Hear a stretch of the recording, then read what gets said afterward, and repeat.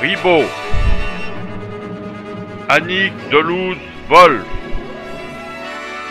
Claire Jeannequin et Nathalie Falaise vous proposent une semaine au soleil en Crète. Hugues Ribot et Claire Jeannequin sont venus souhaiter un bon voyage à l'ensemble des participants.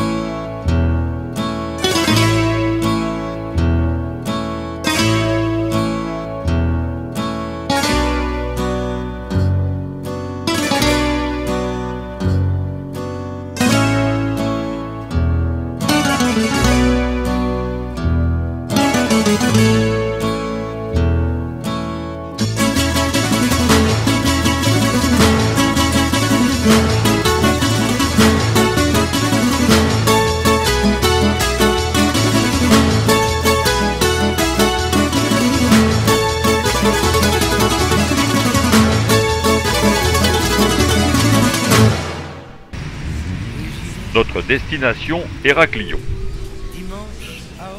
Dans le hall de départ, une certaine tension régnait. Est-ce que j'ai bien mes papiers? Est-ce que j'ai bien fermé le gaz à la maison?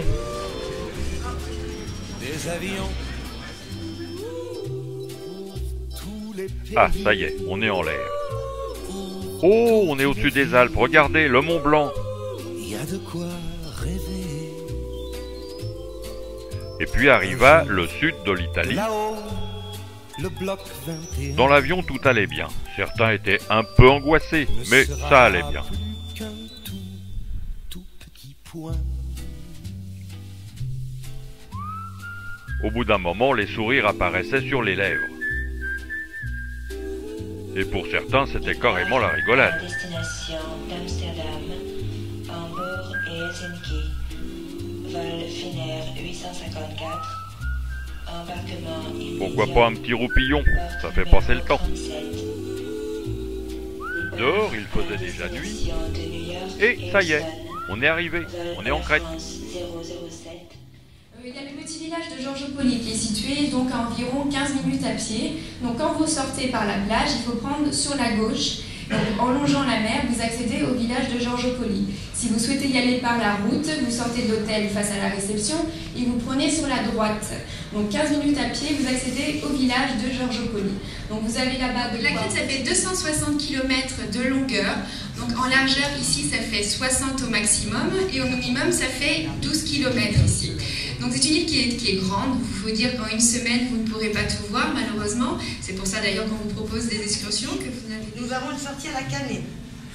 Donc je vous demande et vous donne rendez-vous devant l'hôtel à 14 h. Alors, soyez-y vers moins 10, ce serait très bien, puisqu'on va partir pour 14 h. D'accord ? Après ces explications, découvrons un peu l'endroit où nous allons passer cette dure semaine de labeur. Le hall d'entrée avec l'accueil. Le bar.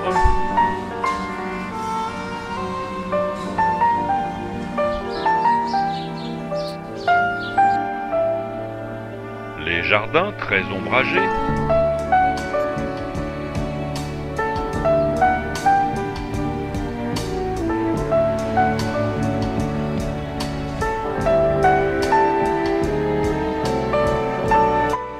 La piscine, lieu de rendez-vous incontournable.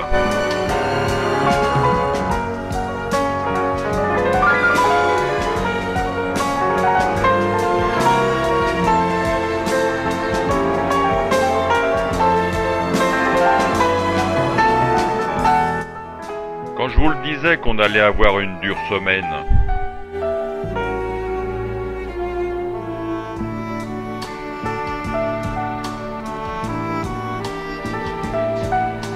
et évidemment la plage.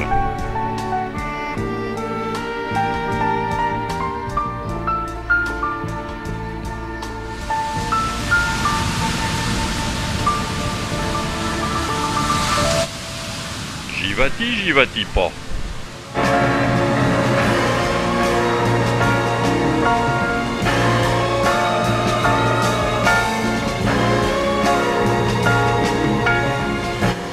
Totoche, tu viens de baigner avec moi?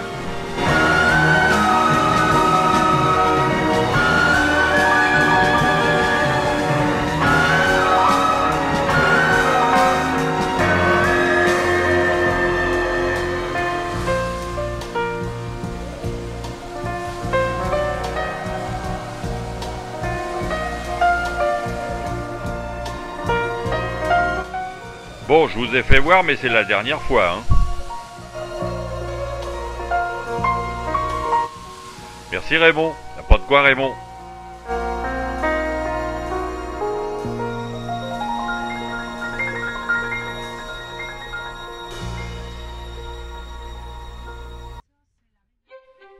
Pour notre première excursion, nous allons visiter la presqu'île d'Akrotiri. Situé à l'est de la Canée, ce site ne manque pas de charme.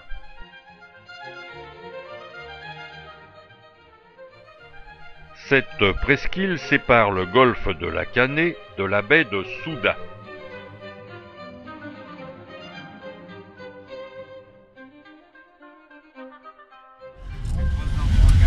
Alors, nous voilà, on descend ici.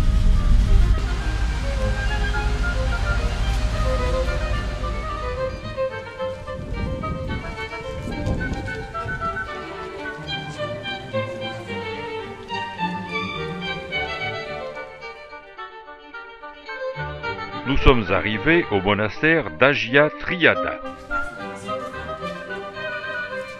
Ce monastère fut fondé par les moines Jérémias et Laurentios au XVIIe siècle. Il est bâti dans un style phénicien et est parfaitement conservé.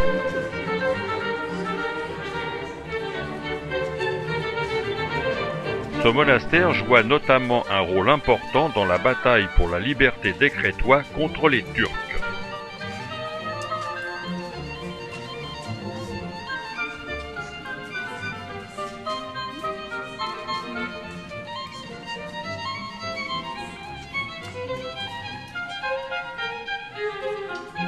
Ce monastère présente une église et un campanile de style classique italien.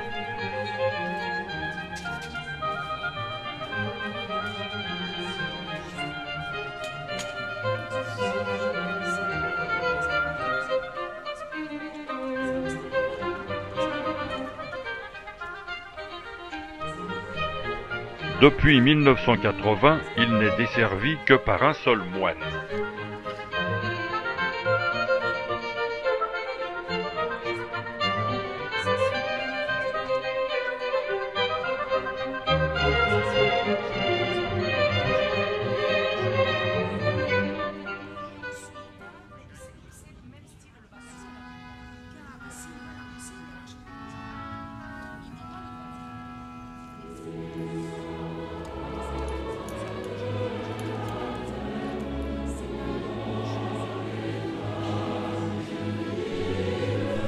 L'église propose de magnifiques fresques, et en particulier un Christ situé sous la coupole.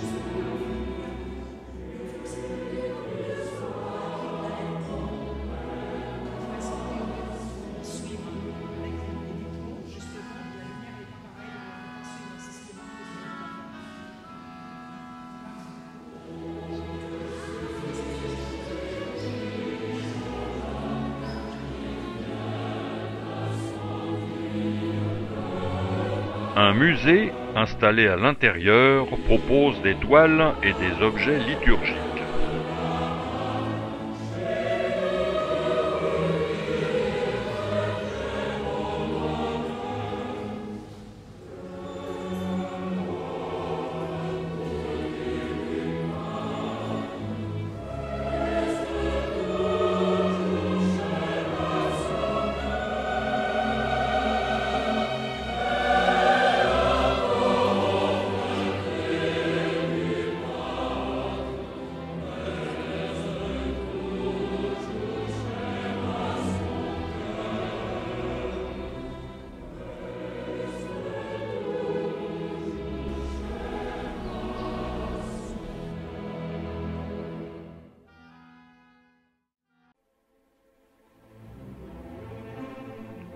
Nous roulons maintenant vers Lacanée, en grec Rania, qui est la deuxième ville de Crète après Héraclion, avec ses 55 000 habitants.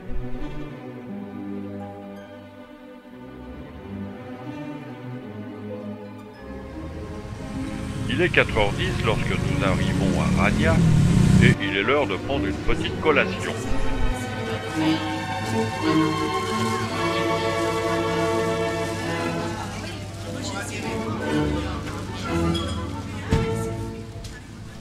Une petite visite au marché couvert s'impose, n'est-ce pas, mesdames?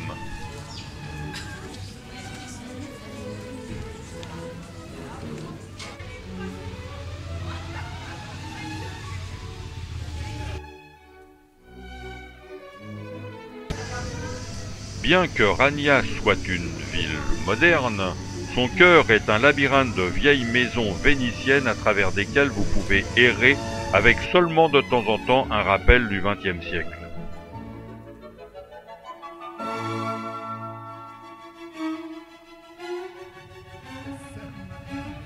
Au passage, nous saluons Saint-Nicolas. La cathédrale orthodoxe de la Panagia Trimartyris a été construite en 1864 sur les vestiges d'une ancienne église. Transformée en fabrique de savon durant l'occupation turque, elle a toujours été considérée comme un endroit sacré où l'on pouvait intercéder auprès de la Vierge Marie pour lui demander une faveur. Suivez le guide. Ça va très très bien.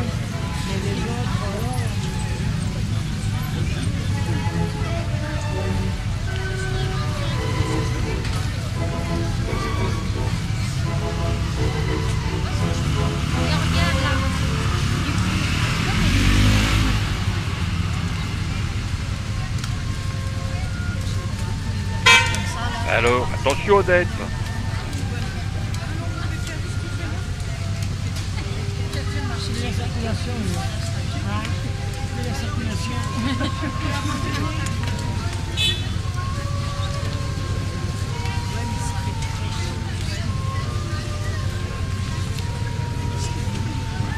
Ah, lui, il fait pas partie de notre groupe.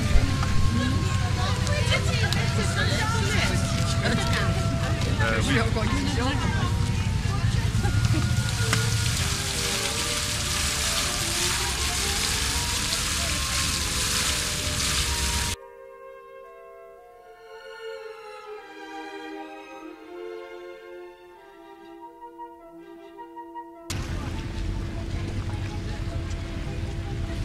La baie de Souda, où est situé le port de Rania, est la plus grande et la plus sûre baie de l'est de la Méditerranée.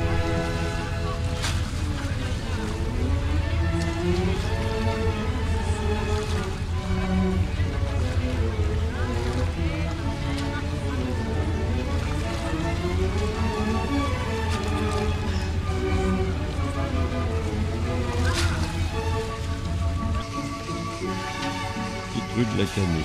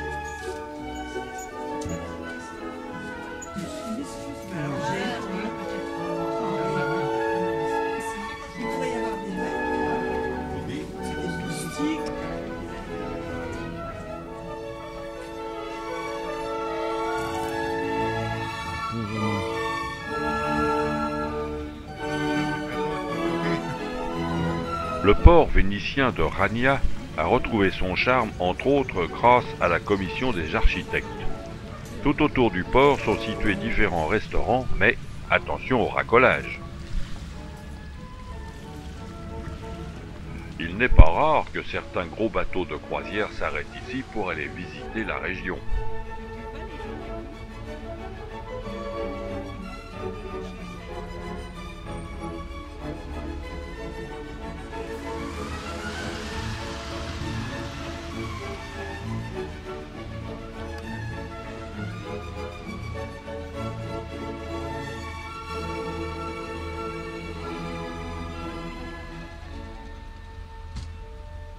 Moi vouloir être chat, tous les soirs quand je te vois.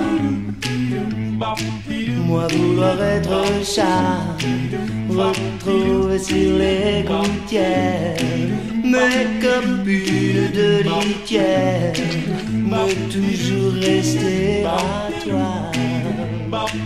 Prendre des michafouines, me lécher les babines quand viennent tes copines. Moi vouloir être chat et ne risquer de tes doigts que le caresse sur moi.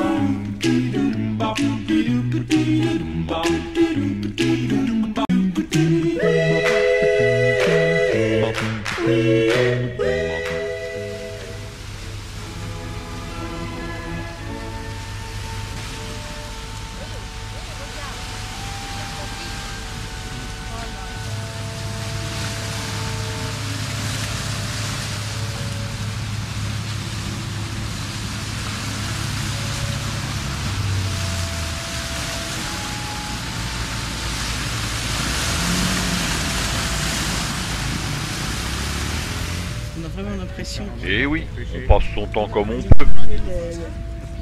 le programme, oui. Moi, j'ai aucun rien du tout. Je peux me sortir tous les jours. T'en as eu beaucoup? Ça mord, Raymond? Ça mort?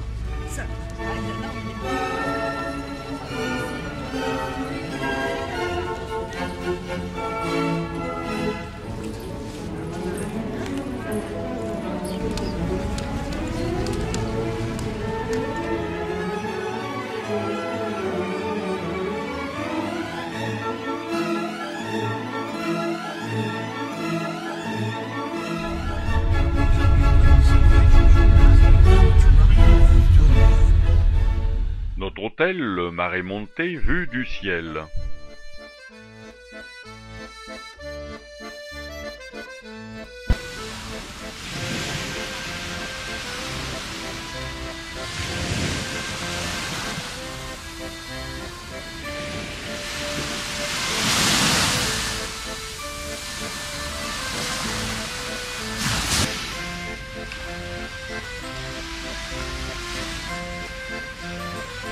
Bon, il va être l'heure du bain. Puis là, on est tranquille, y a pas nos bonhommes pour nous écouter.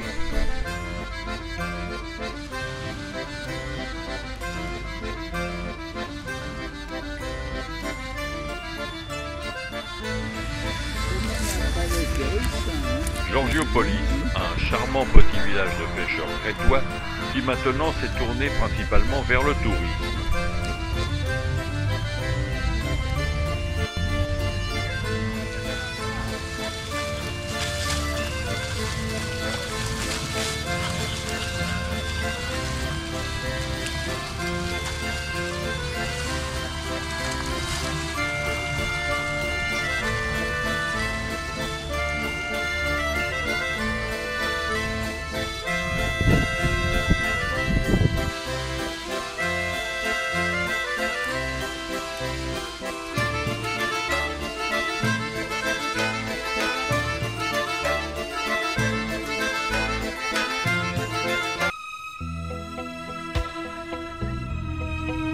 Nous roulons maintenant vers Arcanès. Ce village est situé entre Héraclion et Knossos. Sur les terres de ce village a été mis à jour un cimetière préhistorique, un des plus grands de la mer Égée. On y a trouvé aussi un sanctuaire minoen qui laisse à penser que des sacrifices humains y étaient pratiqués.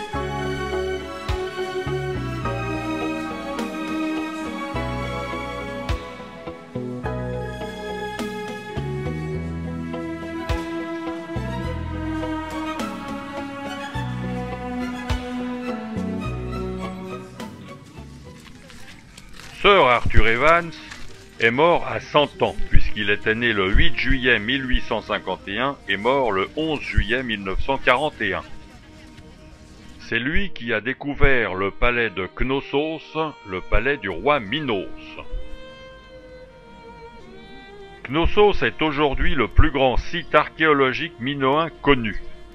Son aspect et sa taille en font un endroit remarquable et incontournable des civilisations de l'Europe archaïque. Les ruines de Knossos ont été découvertes en 1878 par un antiquaire crétois, Minos Kallokairinos. Il a conduit les premières fouilles en mettant à jour des magasins de l'aile ouest du palais ainsi que des éléments de façade.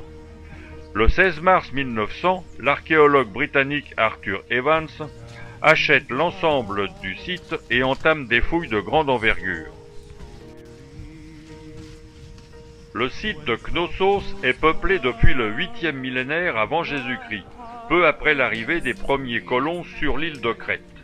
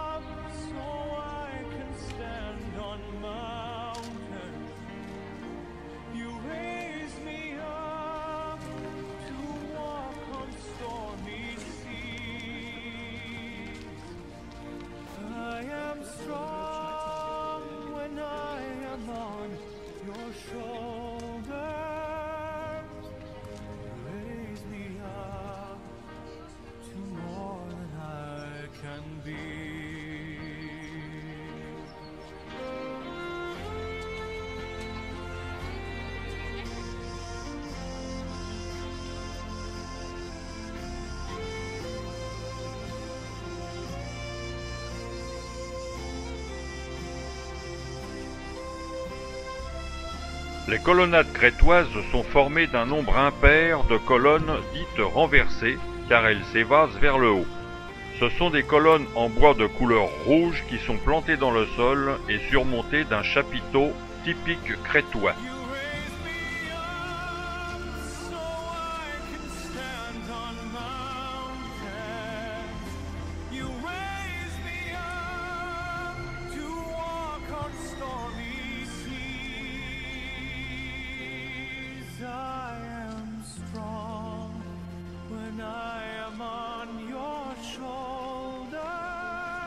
Depuis la cour centrale qui mesure 50 mètres de long sur 25 de large, on accède à une antichambre d'où l'on peut voir la salle du trône, où il y a une fresque datant de la période mycéenne représentant des griffons dans un champ de fleurs de lys.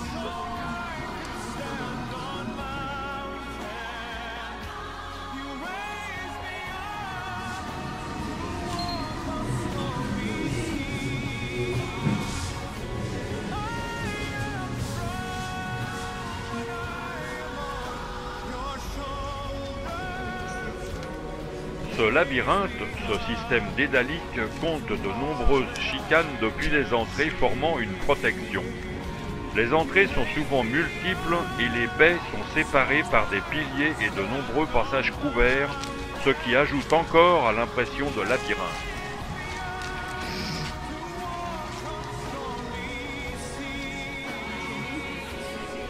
Nous découvrons maintenant le mégaron du roi, également appelé salle des arches bipennes, en référence aux doubles arches qui avaient été gravées sur le puits de lumière de la pièce.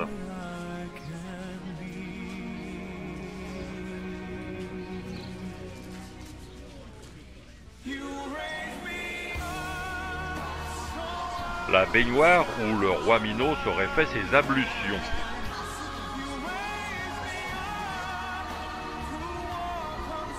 Et pan!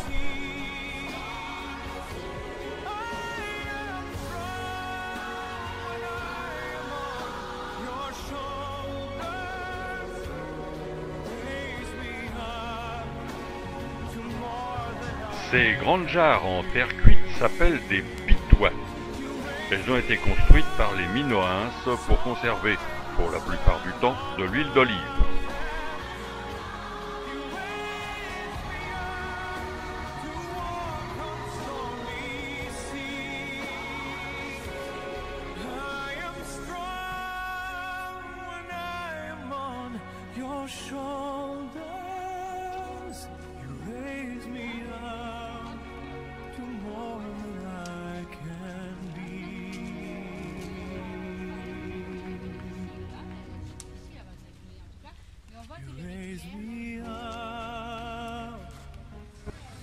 La fontaine a été inaugurée en 1629 par le gouverneur vénitien Francesco Morosini, d'où son nom.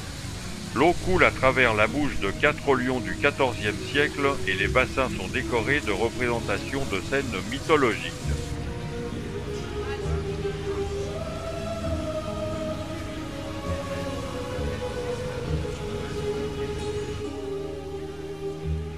Nous voici à Héraclion, capitale de la Crète depuis 1970. Mais il est midi, il est temps de passer à table.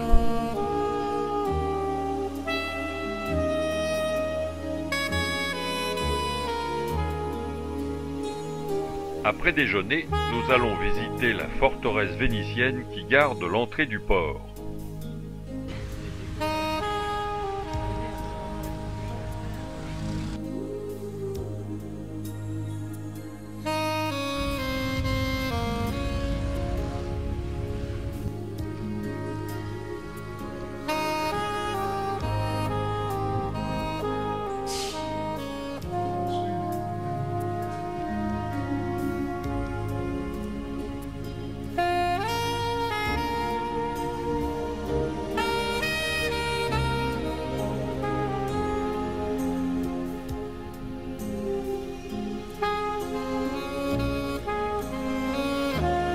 Le Vezir, ancienne mosquée ottomane de 1856, qui est aujourd'hui la basilique Saint-Tité ou Titus, qui était un compagnon de Saint Paul.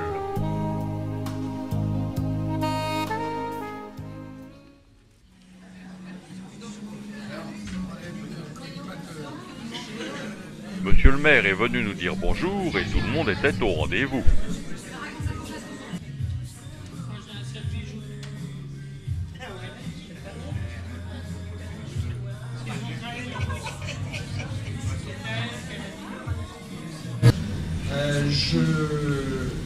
Je suis très proche, si vous voulez, de toutes ces activités qui sont offertes à la population.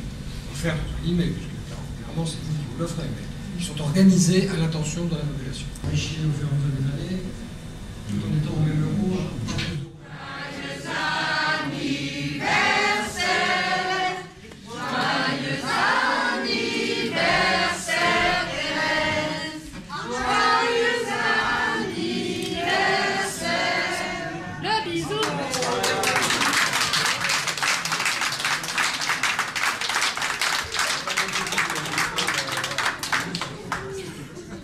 Ce jour-là, c'était l'anniversaire de Thérèse et nous lui avons souhaité dignement.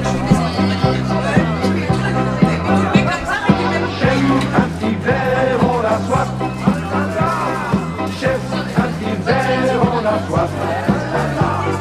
Une petite bière, on a soif. On a soif. On a soif. Chef, un petit verre, on a soif. Chef, un petit verre, on a soif. Une petite bière, on a soif. On a soif. On a soif. Chef, un petit verre, on a soif. Allô? J'en profite. Vous êtes tous là demain ou vous sortez? Il y en a qui sortent demain? Puisque je vous ai tous là. On ira au lac demain après-midi.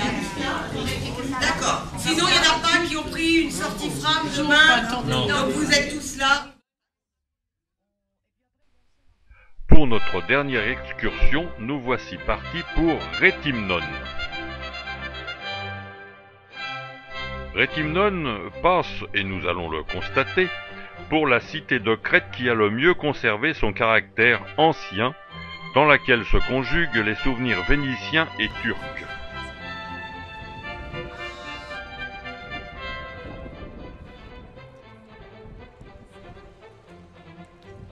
Dès notre arrivée, notre guide nous explique qu'en son temps, le port était un port de commerce qui recevait du vin de Malvoisie.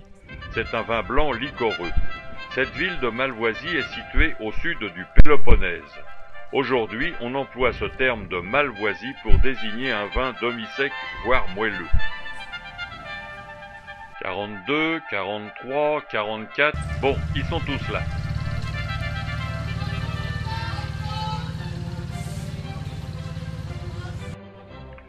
Il est très agréable de flâner le long des petites ruelles typiques et d'apprécier les diverses architectures des maisons, héritages et envahisseurs du passé.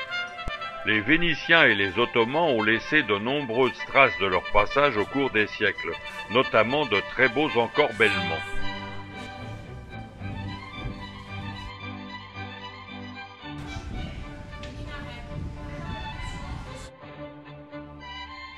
La mosquée de Nérantzes est une ancienne église vénitienne qui a été transformée en mosquée à l'arrivée des Ottomans.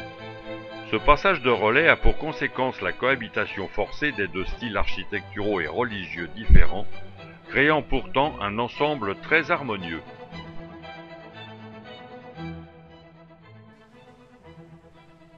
Jolie présentation de quelques épices.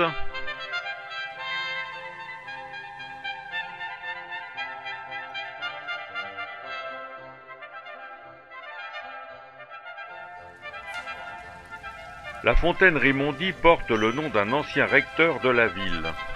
Elle a été construite dans un pur style vénitien au début du XVIe siècle.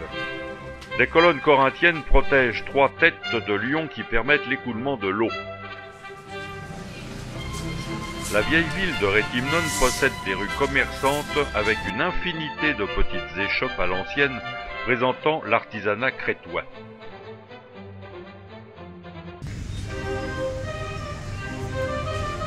L'église Saint-Nicolas,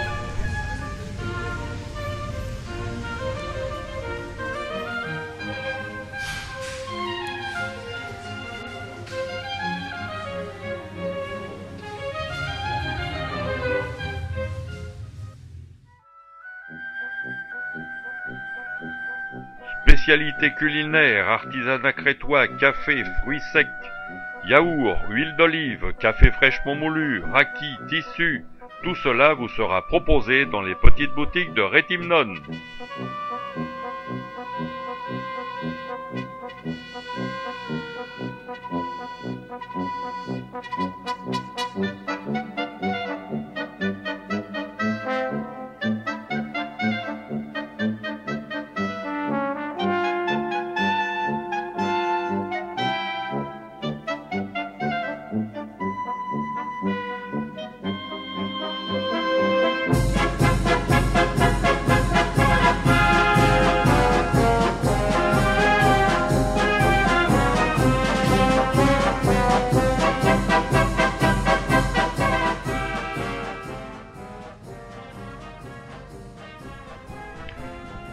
La forteresse vénitienne a été construite pendant la seconde moitié du XVIe siècle. Cette forteresse vénitienne était chargée de protéger la ville et surtout le port. Cela n'a malheureusement pas empêché les Turcs de s'emparer de la ville. Elle a vaillamment défendu Rhénane contre les attaques du célèbre pirate Barberousse.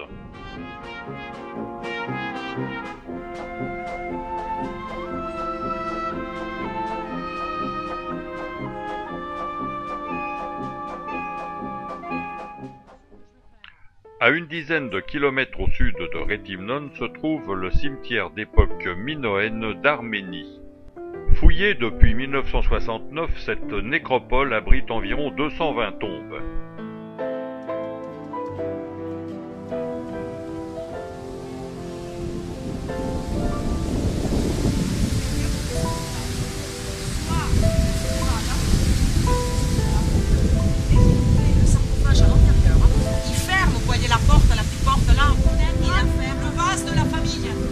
D'après la décoration du vase, il savait qui était dedans. D'accord? Maintenant, et à partir du moment où on a plusieurs niveaux dans la société, d'accord, des différents niveaux, des riches, des pauvres, etc.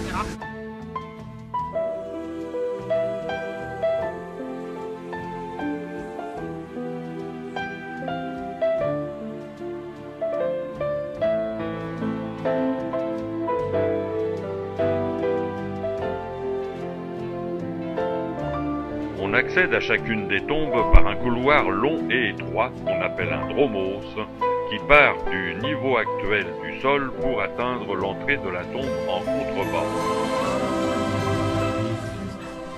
Nous sommes maintenant à l'intérieur d'une tombe.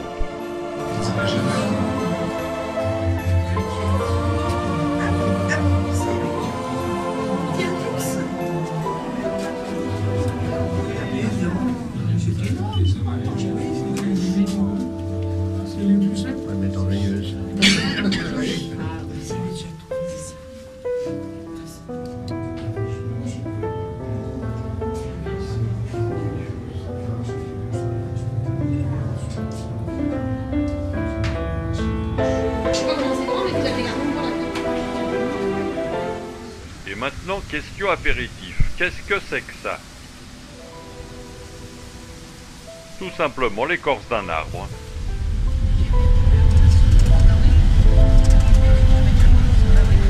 Et voilà, la visite est terminée. Retour vers notre camp de base, retour vers Georgiopolis.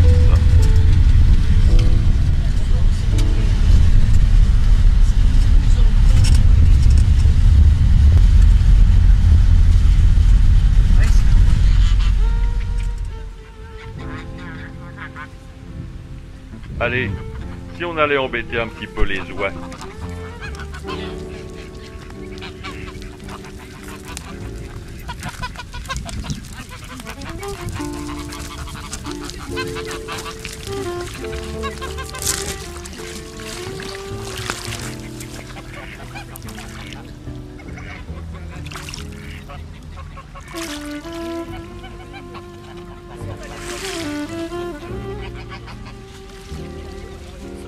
Une photo. Bah maintenant elle va marcher beaucoup moins bien forcément. Comment c'est un diesel? C'est que t'as vu ça? En 1870, de chaque côté de l'entrée du port de Georgiopolis a été construite une chapelle.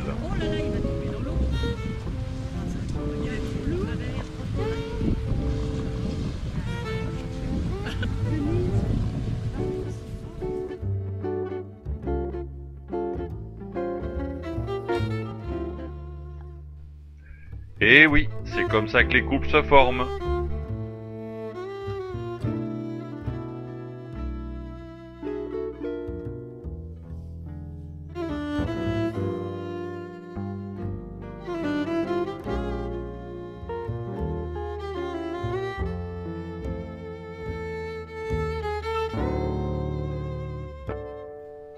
Oh, Jam, attention au coup de soleil.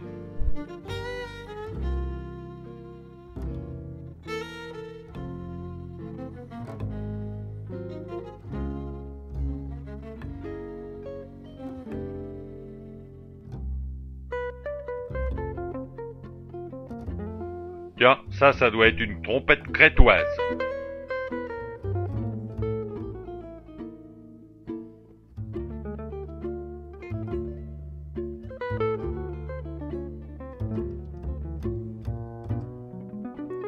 Mais dis donc, on n'est quand même pas venu pour beurrer des sandwichs. Et non, c'est l'heure de l'apéro.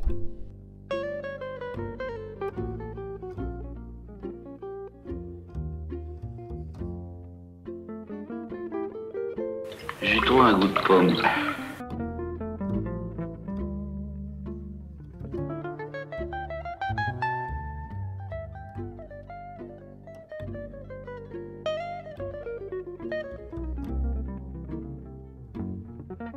On appelle cet arbre-là le palmier calendrier, parce qu'il est plein de dates.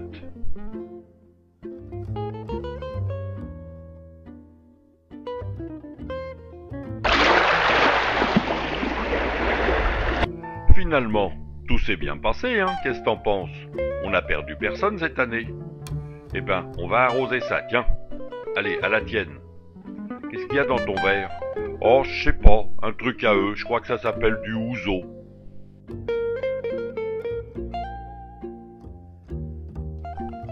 Allez, il est temps de rentrer à la maison. Salut la crête. Tiens, c'est déjà Andrézy.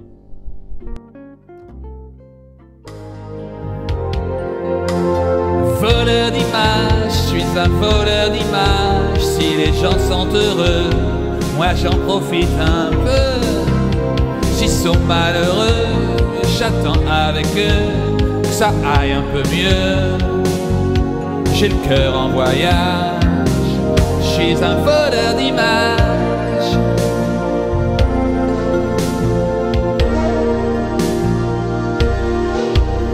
Pour un sourire, je fais le tour du monde.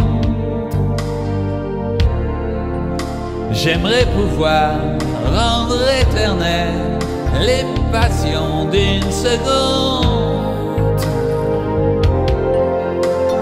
Voleur d'images, je suis un voleur d'images. J'ai dans mes souvenirs des chagrins, des plaisirs, des rêves, des désirs, des joies, des soupirs. Mais je dois repartir, c'est une question de cadrage. Je suis un voleur d'images.